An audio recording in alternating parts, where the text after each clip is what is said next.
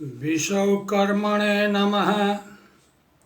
मनोर्भव प्रसारण में आपका स्वागत है। मेरी इस चैनल को सब्सक्राइब करें, शेयर करें और बेल आइकॉन दबाएं। मेरे वीडियो को अंत तक ज़रूर देखें। वीडियो पर कमेंट भी ज़रूर करें। हमारे त्यौहार सामाजिक व धार्मिक जो भी हम मनाते हैं वह विज्ञान पर आधारित हैं। वह निर्विवादित एवं पवित्र हैं, शुद्ध हैं। यह समाज कल्याण के लिए, प्रकृति कल्याण के लिए मनाए जाते हैं। उन त्योहारों में एक दीपावली त्यौहार भी है। इस त्यौहार को दूसरे शब्दों में पंचोत्सव त्यौहार भी कहा जाता है, अर्थात 5 दिनों का त्यौहार मनाया जाता है। दिवाली त्यौहार मुख्य रूप से यह प्रकाश का, ज्ञान का त्यौहार है, क्योंकि इसमें जो ज्ञान है, बुद्धि को ज्ञान की ज़्यादा आवश्यकता होती है। हम यज्ञ और प्रार्थना करते हैं परमात्मा से कि हमें परमात्मा धन दे, वैभव दे और बुद्धि दे। इन 5 दिनों में मुख्य रूप से हम प्रकृति, लक्ष्मी, सरस्वती,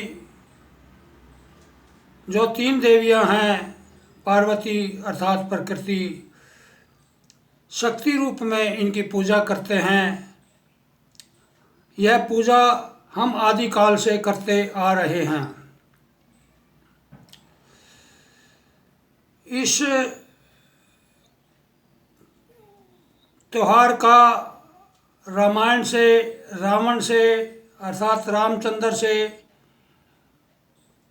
पहले से ही मनाते आ रहे हैं। इसका कोई संबंध नहीं है, लेकिन मध्यकाल में आकर के यह दीपावली का त्यौहार राम और रावण से जोड़ दिया गया है। इसका वर्णन पुराणों में, महाभारत में, गीता में होना चाहिए था, जो कि नहीं है, क्योंकि रामायण काल 10,000 वर्ष से ऊपर हो गया है और महाभारत 5,500 वर्ष से ऊपर है। अर्थात महाभारत काल तक के शास्त्रों में इसका कोई वर्णन नहीं मिलता कि राम अयोध्या में आए और उसकी खुशी में यह त्यौहार मनाया गया है। यह एक हमारा त्यौहार विज्ञान पर आधारित त्यौहार है। यह इस प्रकार है: धनतेरस, छोटी दिवाली जिसको नरक चतुर्दशी कहते हैं, और तीसरे नंबर पर दिवाली जो पूर्णमासी के दिन, अमावस के दिन मनाई जाती है, और चौथे दिन विश्वकर्मा पूजा दिवस जो गोवर्धन पूजा दिवस के रूप में मनाया जाता है। अन्नकूट अर्थात यहाँ पर भंडारा लगाने का भी विधान है। और 5वां जो हमारा उत्सव है वह भैया दूज। यह लगातार हम 5 दिन तक इस उत्सव को मनाते हैं। जैसे कि नवरात्रे 9 दिन मनाते हैं और 10वें दिन दशहरा, ये 10 दिन का त्यौहार होता है।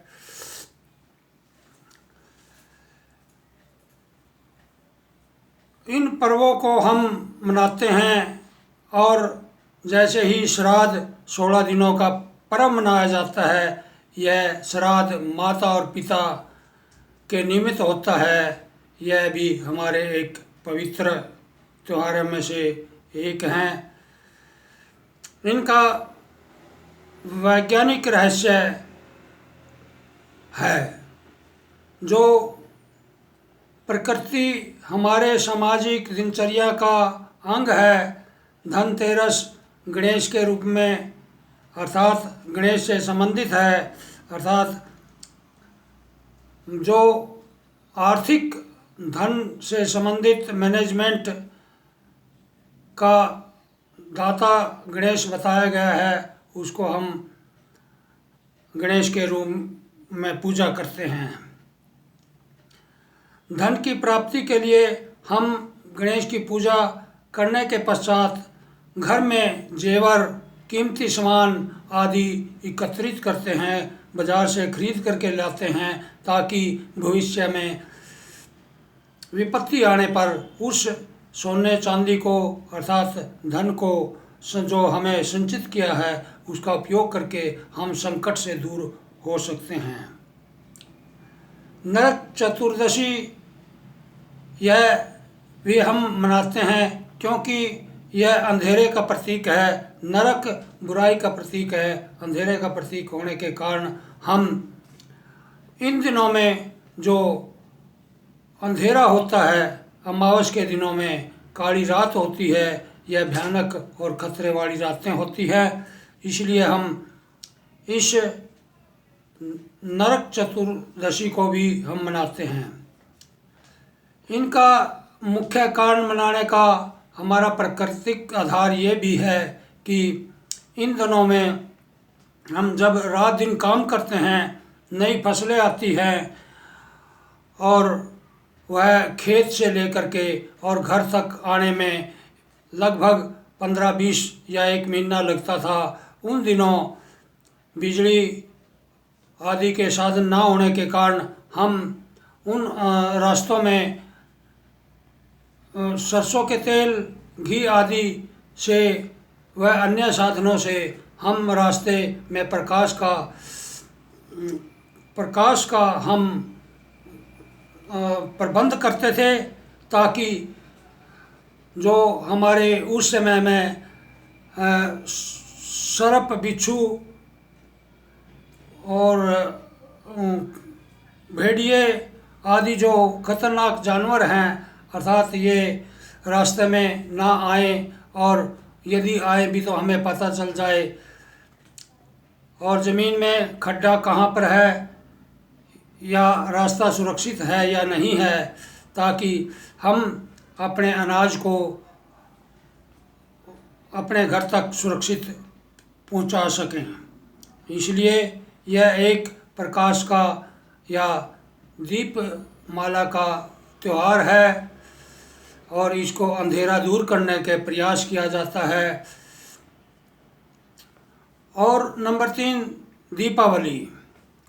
इस दिन लक्ष्मी की पूजा करते हैं। लक्ष्मी धन का प्रतीक है, अर्थात धन प्राप्ति के लिए हम लक्ष्मी माया की पूजा करते हैं। यह सब प्रकृति से प्राप्त होता है, जो पैसा है, धन है, अनाज है, सोना चांदी है, हम इस लक्ष्मी रूप में पूजा करते हैं। लक्ष्मी के बगैर लक्ष्य नहीं है, और लक्ष्य तभी प्राप्त होता है जब हम कमाते हैं। अर्थात धन में जो धन कमाते हैं वो धंधे के बगैर नहीं है, काम के बगैर नहीं है। भविष्य के लिए रोजगार, उद्योग, धन आदि कमाने के लिए हम एक ही हमारे पास देवता है जो विश्वकर्मा है, जो हमें जन्म देता है, प्रकृति और सृष्टि का निर्माण करता है और काम भी प्रदान करता है। काम के बगैर धन नहीं, धन के बगैर लक्ष्मी नहीं, लक्ष्मी के बगैर लक्ष्य नहीं।